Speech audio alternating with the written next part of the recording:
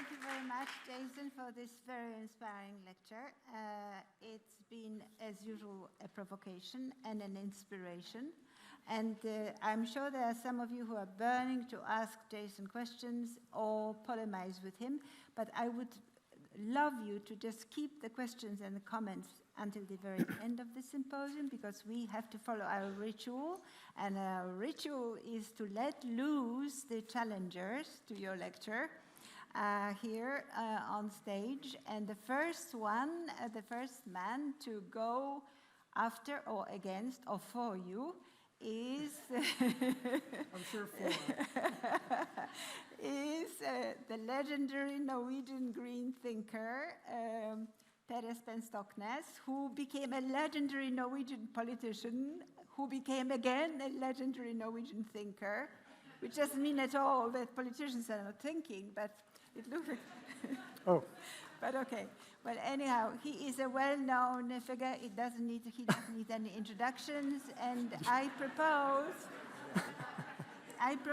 that you just relax for a moment. Oh, would you like me to leave? Listen, Okay, yes, I could do and that. listen to wherever you want to sit, Jason, and listen to your supporters and critics. There will be a short series now of interventions on our Young Challengers session. So please, Perez. Thank you, Nina. And heartfelt thank you to Jason Hickel. One of Arne Næss's main areas of expertise was interpretation and preciseness in the theory of communication. This is an Arne Næss symposium after all. There he introduced the concepts of pseudo-agreement and pseudo-disagreement. Let's say in a Næssian thought experiment that person J says degrowth, while person P says healthy growth. Are they then in real disagreement? Or is it a pseudo-disagreement? My starting point is that J and P are in pseudo-disagreement, mostly. So today I will, one, clarify what we do agree on, which is a lot.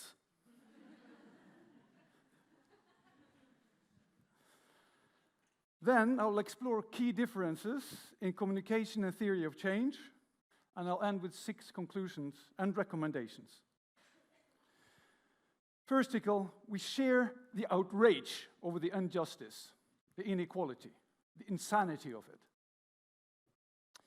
We are fully aligned when it comes to public universal services, a rapid raise in green taxes, more progressive taxation on rents, on wealth, tax transparency, etc. And you find them in both our books, actually, Tomorrow's Economy and Less is More. And we share the vision. Where do I sign? But then, how do we create the change? That takes us to the more thorny issues. So my main substantial disagreements are not about the history or policies, but about the communications for building the political will. Here, degrowth, as presented, is conceptually modeled. It's practically infeasible framing for business and policy making. It's a huge distraction for engaging concerned citizens and activists in an effective theory of systems change. Fourth, provides no credible aspirational solution that is acceptable to the movable middle. 1, conceptually muddled.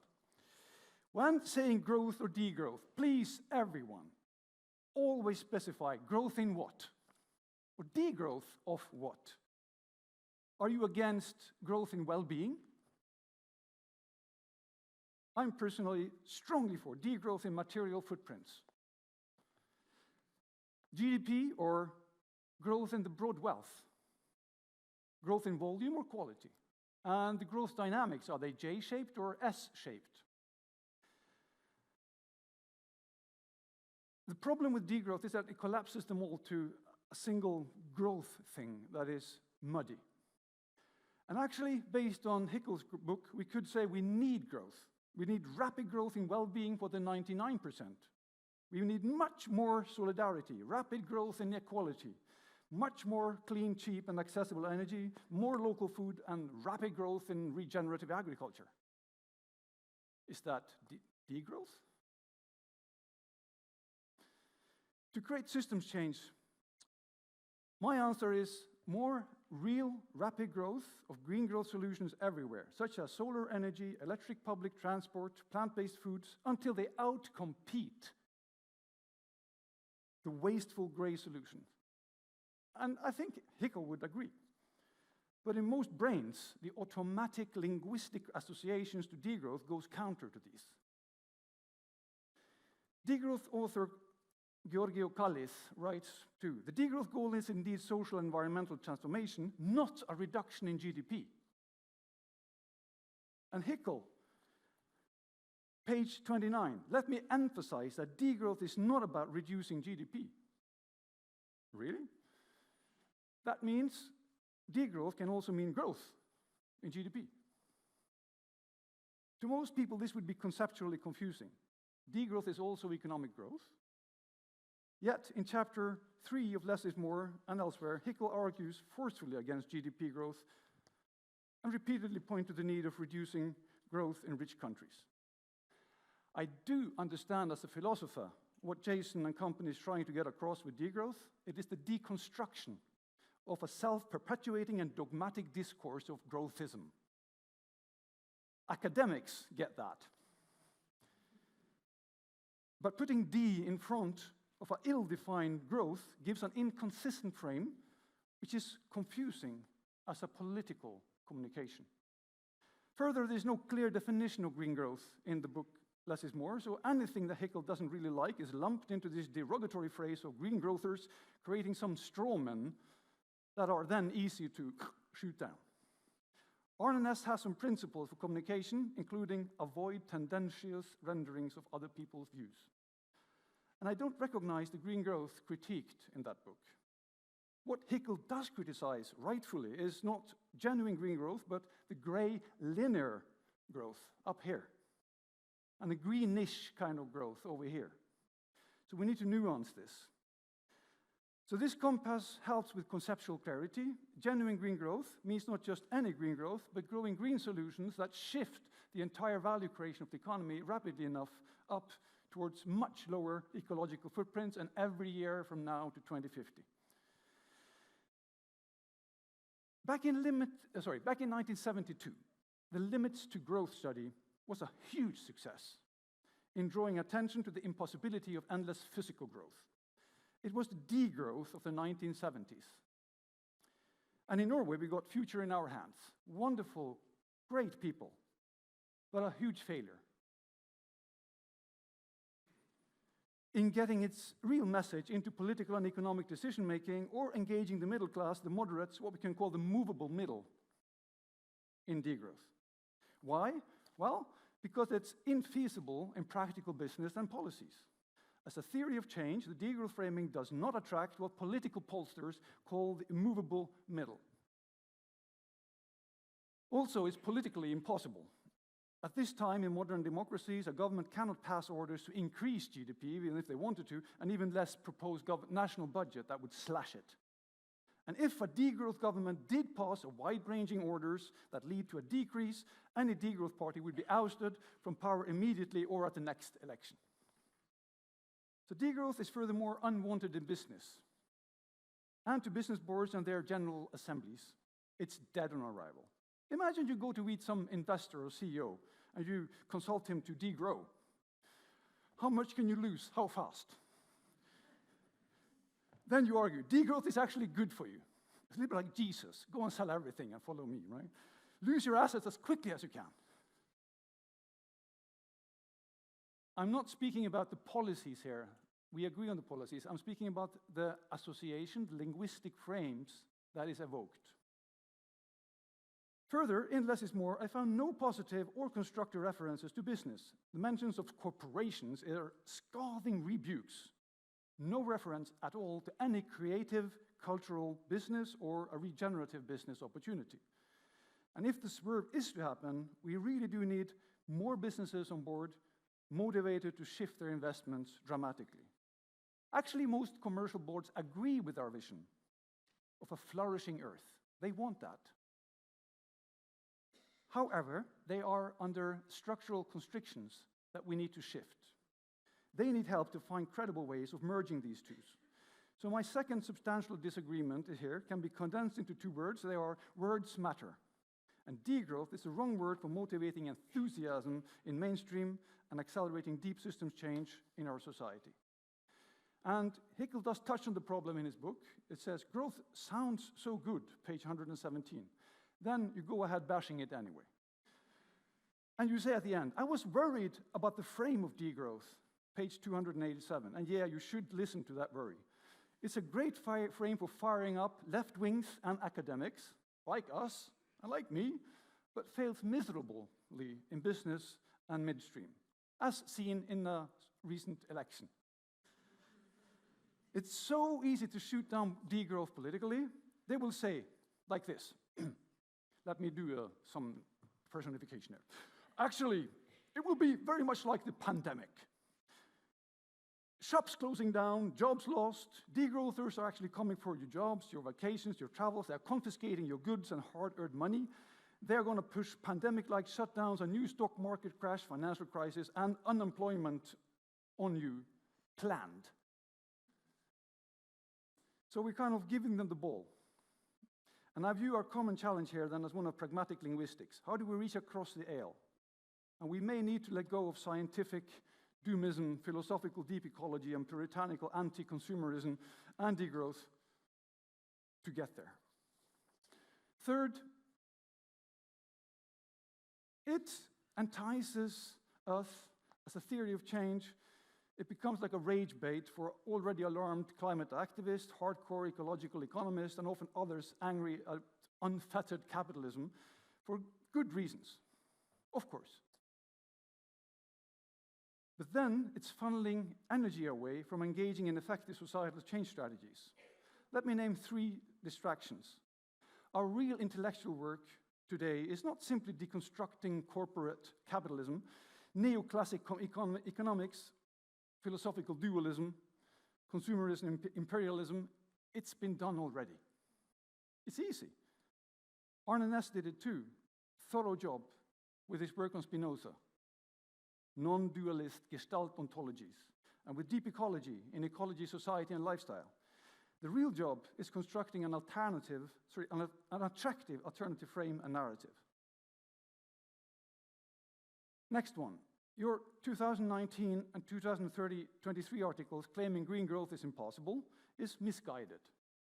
If you look at old data from fossil-driven and grey growth, from before effective green growth policies have been introduced, well then, no surprise, you don't find it.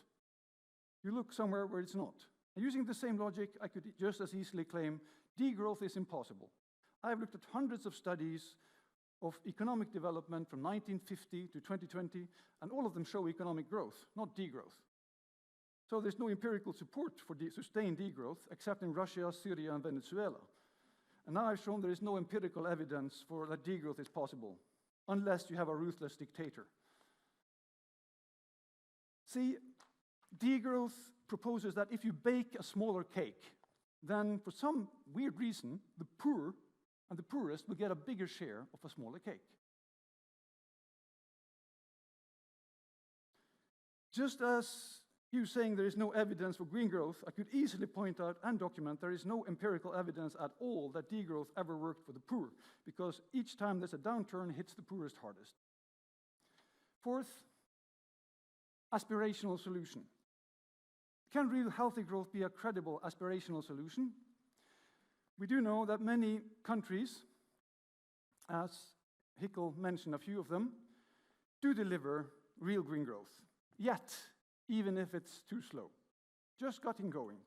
And the key point is that most governments hasn't really tried genuine green growth policies before very recently. It took a lot of time. For the OECD, Europe as a whole, the trend is going the right way. now at 3.5%, and could soon be over 7%, as we see the Green Deal kicking in. Also in material footprints, the EU has a 22% decline in 13 years. It's 2% per year, too little, but okay, right direction. Why don't we help that along? Celebrate it and do more. The problem is that politicians and executives speak some blah, blah, blah about sustainability, ESG, or green growth, and then there is no real commitment. Not even raising the environmental-related taxes. Look, we have achieved green growth with declining environmentally related taxes. Imagine if we tripled them instead. At global level, we should financially assist the global south, Asia, Africa, and India. They lack policy space to implement the available solutions, and financial guarantees, for instance, from Norwegian windfall war profits, would be very well used for renewables and inclusive prosperity in order to avoid repeating the immense wastefulness per person in rich countries. So many recent trends are actually quite positive, and we should speak much more about them. And we have real green growth when the green curves eventually get above the red curves. This is global GDP change per year. This is green growth rates, but this is the 5-year average. And the point is, from the 2000s, we have moved from 1% towards 2.5%, and it needs to get above 2.5 as quickly as possible. Yes, that's the conclusion. 100 years ago, there were naysayers to electricity. People didn't believe cell phones would be possible. There were no electric buses, and solar panels would never work. So change happened slowly at first, then faster than we ever thought possible. Conclusions. Skip that one. Yes. Rather than opposites, degrowth and genuine green growth are actually brothers. What separates us is mostly pseudo-agreement. Second, we share the same opponent, which is the extractive mindsets and practices of grey, linear, wasteful economic growth. And I support nearly all Hickel's degrowth policies, but not the framing. It's great content, bad wrapping. A much more effective communication for real systems change then is a healthy growth, or well-being, or flourishing, or regenerative framings, or rethinking economics for the movable middle. Framings must be evocative to counter polarization. And what is the core difference? In a nutshell, you say less is more, I say more from less. More well-being with much less materials. Finally, the main problem is that the psychological negative framing that provokes polarization and marginalization, like D'ing, depressing, delaying, despairing, deflecting, defensive. Come on, folks, why don't we just let grow our clean energy systems fast enough to stay below 2 degrees? Let's go big in regenerating nature. Let's go big in taking carbon down into the soil. Let the forest come up. Let's say yes to more growth and well-being, yes to growth in social trust, equity, and more wildlife. And let's have fun while doing it. Thank you, Nina.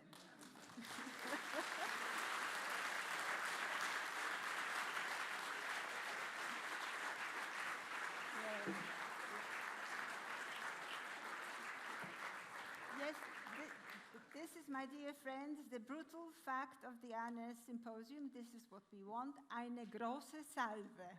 And that's what we've heard. Now, our next panelist is extremely exotic.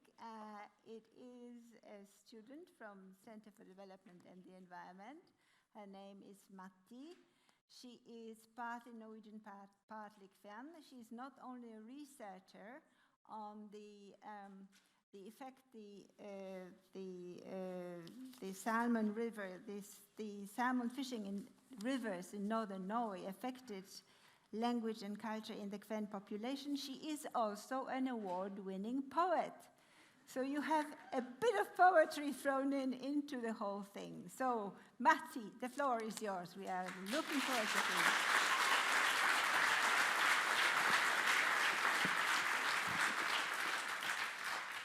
Thank you, Nina, and thank you, of course, to our lectures that we've heard so far. It's been very interesting, and I think I've learned a lot, and a lot of us have, but of course we are here to disagree. I don't have a mic, so I can't move around and trying to inspire you in that way, but I will use my short allotment of time to talk a bit about, I guess, a similar thing to what Professor Stoknes has talked about, which is this narrative, this idea of ideology. But I think where we agree, me and Professor Stoknes, is in the use, or how the narrative of degrowth can actually be quite useful in creating social change. And that is because I believe that it tells us a story for a dramatic possible future and a different way to approach living in tandem with the environment, which builds on a complete restructuring of the economic system that we currently have. And as humans, our brains are literally wired for stories. We need this narrative to guide us. We use it both to create relationships with each other, to create societies, nations, and of course to create meaning in our own lives. I think that the problem with green growth specifically is that it does not provide this same level of narrative. And I think you might agree that that's because it is an environmental economic strategy, more so than a story that we tell ourselves about how our society might look. And that, for me, does not appeal in the same way that degrowth does, or post-growth, or rather it doesn't appeal on the same level. And that might be because I'm not an economist. I have a background in sociology and literature and language, but most people are not economists, and so I think we need to appeal on this different level. And I think we could use social movement theory to do this. We can look at how social movements happen, and Professor Hickel's talked a bit about the importance of social movements in degrowth as a theory. And if we looked, for example, at structural strain theory, we know that a problem that we face in society needs an ideology or a solution to be presented for a social movement to form. If we are faced with, for example, the environmental crisis as a problem, in order to then create a social movement as a result, we need this imagined future, this story we can tell ourselves about what is possible for us to achieve. And only then, of course, given access to resources, are we able to create a movement that can grow and develop. And we have seen how this has worked in the past with social movements, and how they have made great change from the bottom up. Of course, these are examples that already happened and therefore seem quite logical, whereas that which hasn't happened yet seems quite illogical by its very nature. But if we look, for example, at the Enlightenment as an ideology or as a set of ideas or ideals, we know that it greatly inspired both the American and French revolutions, through specific concepts such as natural rights or balance of power. And these were concrete, or not concrete, but narrative, rather, solutions that were presented to the problems that people were facing at the time, so poverty, inequality. And when the people of these societies were given these alternative visions for a better future, they literally took to the barricades to fight for those. And I think this illustrates how, through social movements, ideas and ideologies can transfer into direct change. I think that we need these specific dramatic narratives to give us a purpose to fight for the climate. And it might not achieve all the lofty goals that Professor Hickel has set out to explain in this presentation. It might not seem feasible for everyone that we do all of these things. But even if we fail to achieve these goals, I do still think it's worth it to try. Because in the process, I believe we will create a more equal and environmentally friendly society. And I base that on, for example, the French Revolution, where they didn't create a society devoid of poverty or inequality, just like how the suffrage movement didn't eradicate the patriarchy. But I still think, though, we can agree that these were worthwhile movements that made a real difference in the world. So I would argue that we need this sort of grassroots movement because the political processes we have today is not enough, it's not fast enough. And I think a lot of young people are tired of feeling defeated by the speed at which this change is moving, that's beholden to the capitalist system as it already is. So I do understand all the criticisms that have been presented for degrowth, and I know that it is going to face a lot of challenges as a theory, and perhaps it needs a bit of a rebranding. But to present an ideological future that can inspire people is, I think, a crucial point if we're going to actually be in time to save the climate. If we're looking at the problems with implementing degrowth, I think we're missing the point a bit if we're looking at the ideological dimension or the narrative dimension, because the purpose isn't to follow a book of steps, although I think Professor Hickel has presented some kind of book of facts or steps, but also to create inspiration for change. And I think that is very much in the spirit of Arne Næss, to imagine new ways of doing things, rather than to stick to the same system that has not proven good enough in tackling the crisis that we're in. Thank you.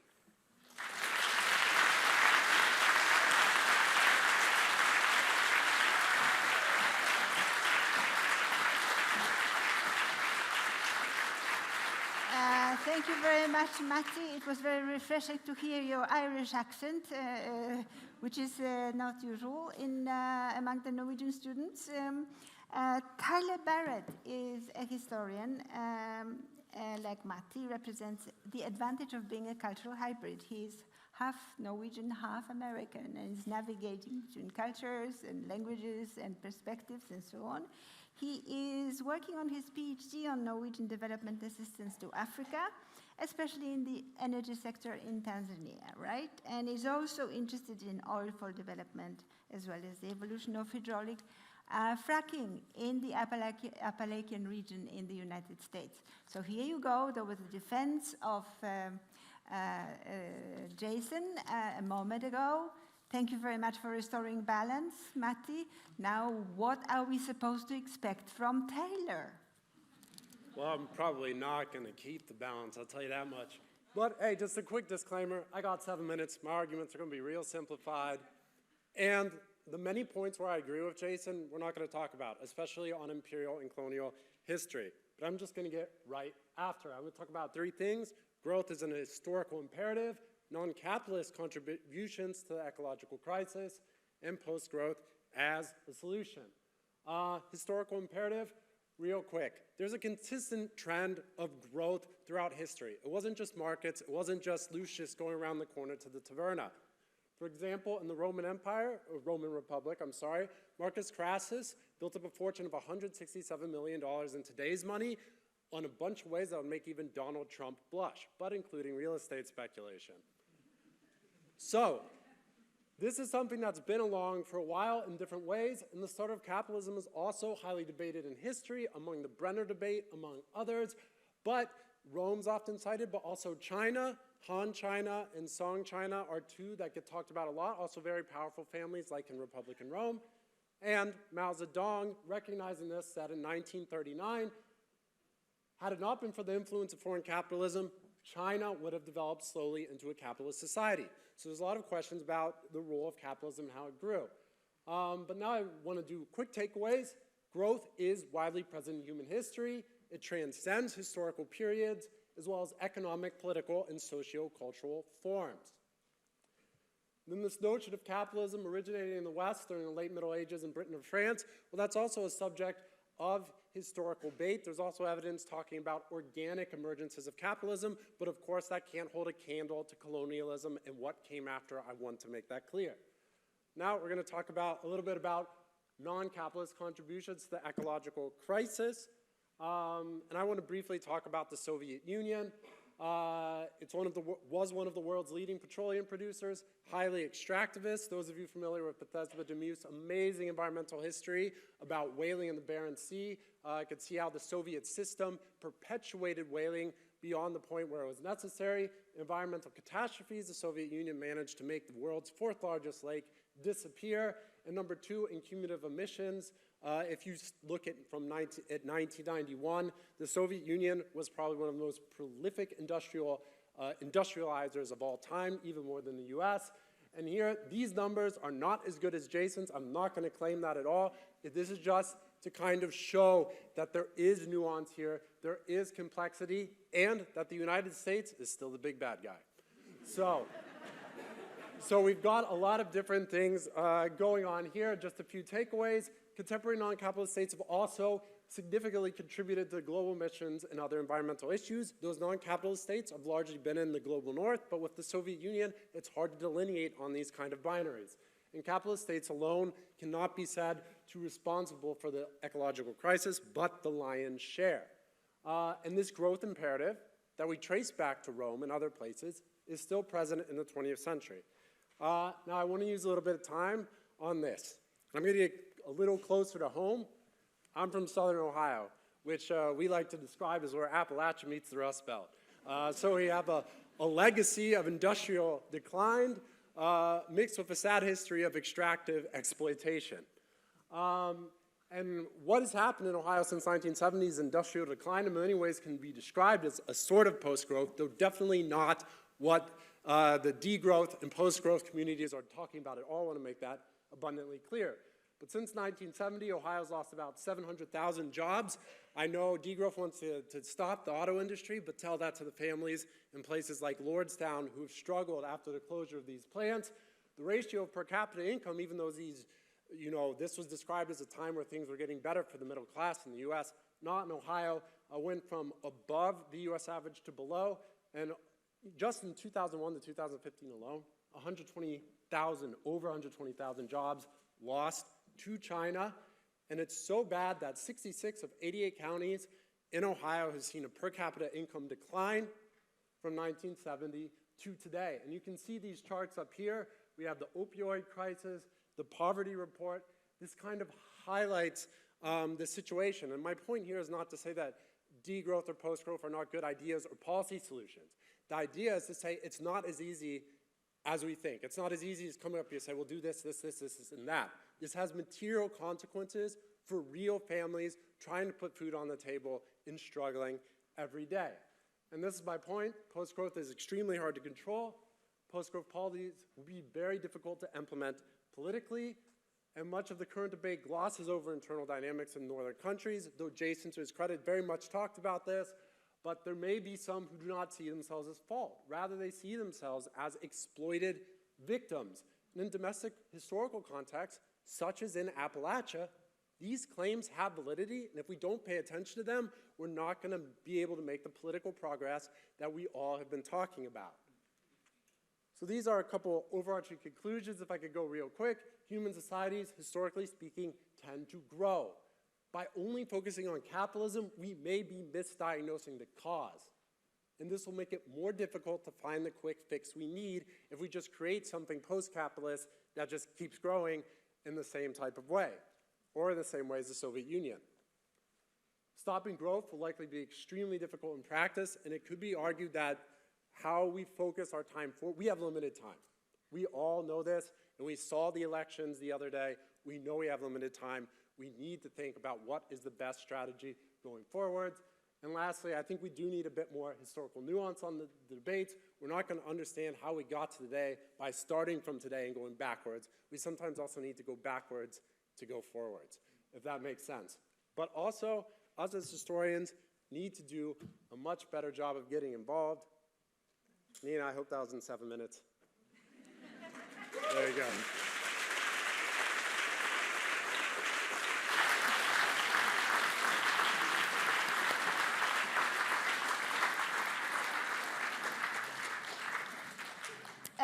Our star, our Arne Næss professor, Jason Hickel, has an absolute right to answer his critics, to defend himself, to present a counter or argument like Socrates in the Platonic Symposium. So please, the floor is yours. He has 15 minutes to fire off the critique. Okay, I'm sure you all are very excited. I have a thick skin these days. I'm no stranger to attacks, even from people I've had dinner with just the night before, who were very nice to me. And yet, sadly, have elected, unfortunately, to to use some pretty bad faith arguments in response. But let me see if I can parse through these, because they're also important, because a lot of people think the same way. Let me begin with Tyler. And it was very good, Tyler, thank you. And good luck with your PhD. I know that the end is coming soon, and I'm looking forward to celebrating that with you. Previous societies, okay? So this claim that like previous societies also grew, I mean, yes, of course. Like humanity is a constant process of increasing production. That's never been the question. Like we know that's the case. That's never been the question. The question is, what kinds of economies require growth perpetually in order to remain stable? And this is where capitalism is very unique, because previous non-capitalist economies can go through periods where certain forms of production decline, and yet they can still organize remaining capacity or remaining production around what is necessary to sustain the population and meet human needs, or do whatever they want to do, even if it's war, let's say, right? So you don't require aggregate increase all the time simply to retain stability. That's unique about capitalism, and this is one of the reasons we're in trouble. Because, and as you can see, for those of you who are very interested in talking about recessions, which are not degrowth, when recessions hit, we suffer, right? How strange is it to think that if we have even a 1% reduction in GDP this year, which is still more than we were producing last year, suddenly we're all suffering. Think about that, right? Whereas last year we weren't suffering, and now we're producing more, just a little bit less than we were supposed to, let's say, and yet we're suffering. Homelessness, poverty, unemployment. What kind of system is this? This is unique, and that's what we're after. As far as non-capitalist contributions to ecological crisis, again, I mean, who would disagree with this? All economies use materials, all economies use energy. The Soviet Union is an interesting example. Yes, clearly it was ecologically destructive. Nobody would deny this. Now, what's interesting about the Soviet Union, and what set it apart from a lot of the other socialist countries in the 20th century, was that it was deeply focused on heavy industry. Like a lot of their productive capacity was organized around very heavy industry. One reason for the low life expectancies and depression that we saw in the Soviet Union, right? Life was quite miserable when you're only doing heavy industry. Why were they only doing heavy industry? Because they were under incredible pressure from the imperialist powers. And they knew they had to ramp up production really quickly and maintain big militaries, et cetera, otherwise they would be crushed, okay? So that's, I think, quite important to understand about that unique situation. But what is interesting about the socialist countries, oh, and by the way, let me just get this clear. Like, we don't have to live in a 20th century world full of old 20th century binaries, where our only option is either the brutal capitalism we have today or the experiments of the 20th century that in some cases failed quite badly, right? That nobody would disagree with that fact. Right? Clearly we can think about what the future might hold and think beyond those binaries. Don't get stuck like that. But what is interesting about the socialist economies of the 20th century is that we know that they could go through periods of declining aggregate production without loss to human well-being, right? Why? Because they can mobilize production around what is required to meet human needs, right? Because people's access to basic goods, healthcare, education, food, are not dependent on whether capital has chosen to employ them, right? And Cuba is a good example here, which, despite being under incredible sanctions by the USA, during the 1990s especially, right, when the Soviet Union's support collapsed, Cuba was able to continue increasing life expectancy and reducing mortality to levels that now it has a higher life expectancy than the USA, at much lower GDP per capita, and despite prolonged recession, right? I'm not saying we need to live in Cuba. I'm not saying that's the model we need, but learn. What is powerful about that example? If you're able to mobilize your production around the particular sectors that people require in order to live decent lives, even under horrendously constraints, that's an important thing to learn, right? So let's try to learn from the past, even as we try to invent the future in a different kind of way. But I really have to say that calling deindustrialization in Appalachia an example of post-growth or degrowth is deeply disingenuous. I mean, this is actively rejected in the literature. There was not even a shred of post-growth policy that was implemented during that time This is a capitalist, growth-oriented economy we're talking about. It was happy to screw its workers for the sake of capital accumulation, right? We are calling for the opposite. We don't want any unemployment. We want zero economic insecurity. We want to arrange production to precisely prevent that kind of outcome. Okay, so talking about recession, I mean, we have different words for things because they're different. Recession and deindustrialization are things that have words. Degrowth and postgrowth are also things that have words, and they're different. We have to have conceptual distinctions, otherwise, what are we doing? To the point about the working classes, I mean, I could not agree more. The working classes are not responsible for this crisis. And a politics of guilt that accuses them is definitely a politics of failure, right? This is not a crisis that has been caused by the working classes at all. It is entirely due to the structure of capital accumulation, and we have to be very clear about that fact. And note, it is the existing green discourse that blames the working classes, that blames people in the global south, right? That refuses to, that in fact celebrates elites who have the liberty of buying EVs and going vegan or whatever it might be, right? That is a politics that is failing us. So let this be a pro-working class politics. So your attack is correct, but your target is wrong. I think really it belongs at the feet of the existing bourgeois green parties that have made this mistake.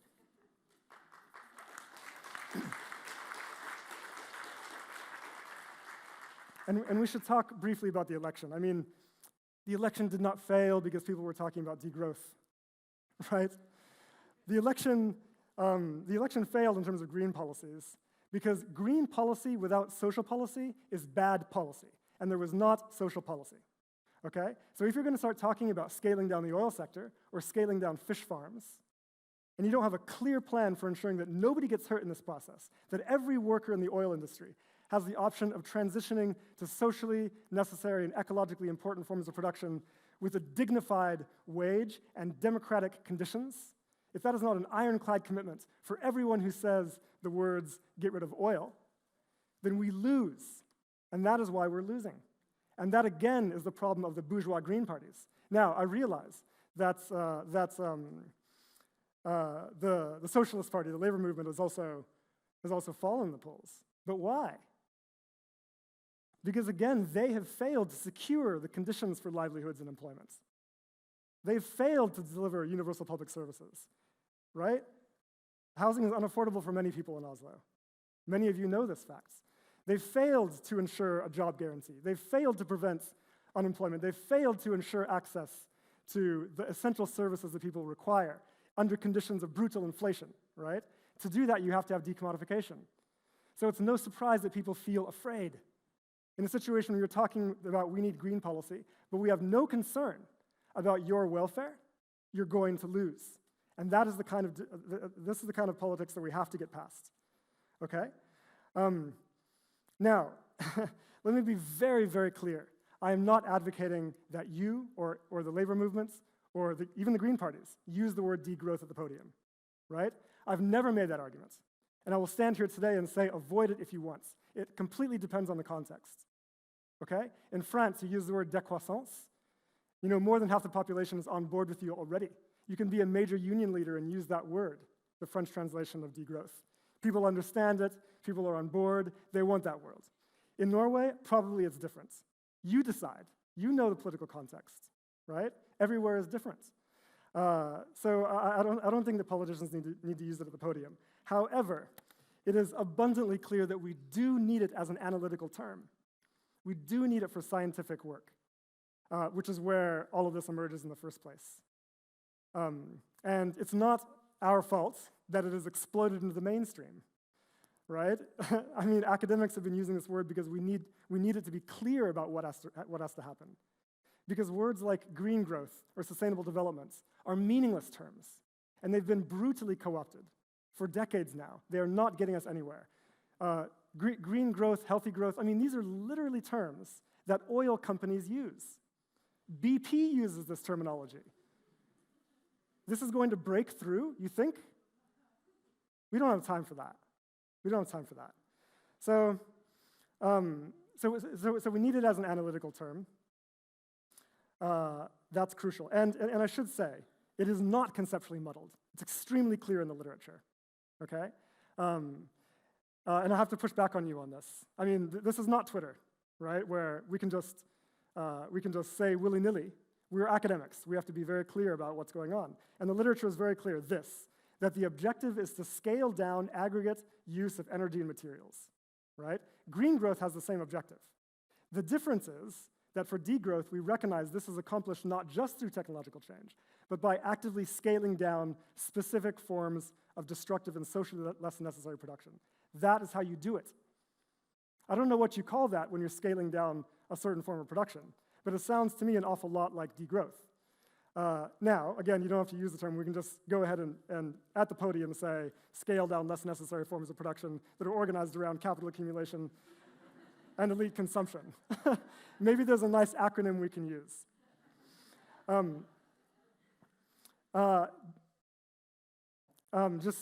know, I can see you're coming for me. If I could just have 2 more minutes, I promise you I'm wrapping up.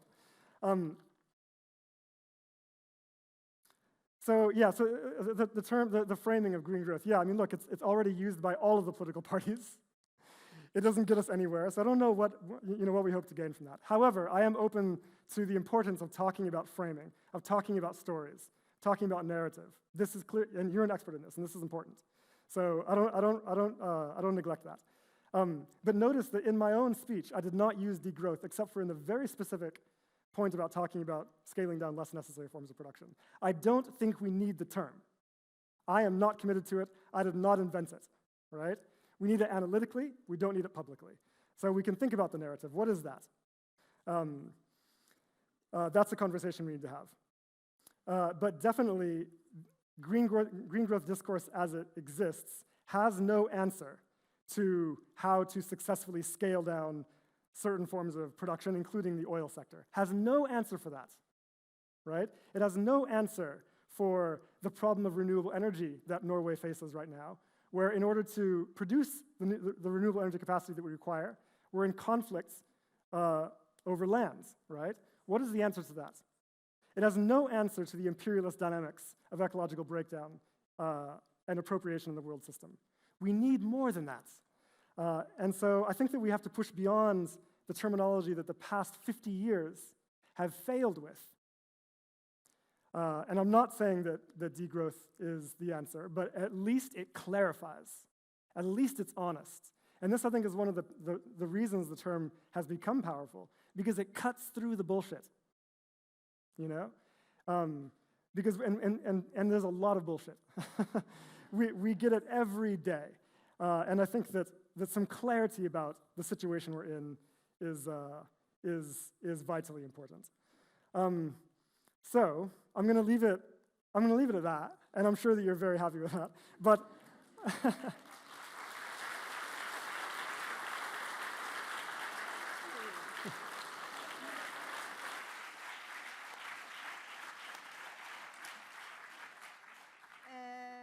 mission accomplished, my dear friends. Many thanks to the audience, first of all. Many thanks to our Arne Næss professor. Many thanks to the 3 intrepid challengers who all inspired us today. Many thanks to the Norwegian Research Council that is financing this symposium, and to Zoom and Zoomers, especially Knut, who was my right hand here and managed to straighten out many of my lapses. So thank you very much for coming. I hope to see you next year at the same, maybe even at the same venue, or in the old Gamle Festsal. But anyhow, it's been a very unusual feast, Platonic feast deluxe. Thank you very much indeed.